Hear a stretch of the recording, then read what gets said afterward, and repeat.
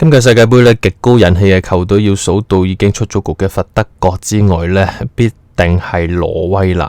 佢哋嘅9號前鋒夏蘭特真係骨骼精奇，天生異稟，亦都係好有趣、好 meme-worthy 嘅一個人啦，令到好多平時唔睇球會波，好似我咁嘅人呢，都得到唔少快樂個噃。今日我想同你分享挪威對住 Ivory Coast 又名科特迪亞呢一場16強賽事，夏蘭特喺85分鐘入波呢，美國 Fox Sports 嘅旁白有以下反應。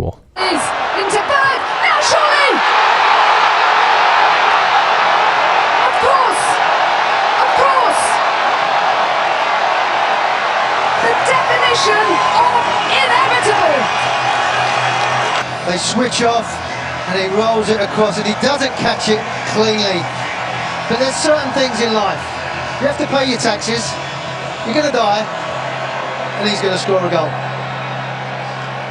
咁女旁白就講咗 Of course, the definition of inevitable. 夏蘭特入波呢，定義咗咩叫做必然。就算佢好似好鬼 hea 喺度揈下，唔小心揩到個波，跟住又碌咗入個網，總之要發生嘅必然就要發生。截至呢場為止，連續第12場代表國家隊有波入。咁啊，最盞鬼係個男主持嘅 elaboration。There are certain things in life, you have to pay your taxes, you're gonna die, and he's gonna score a goal。即係你試想像香港廣播佬同你講，哇，夏蘭特入波啦！真係有啲嘢係要發生嘅就要發生。第一，人要交稅；第二，人要死；第三，夏蘭特要入波。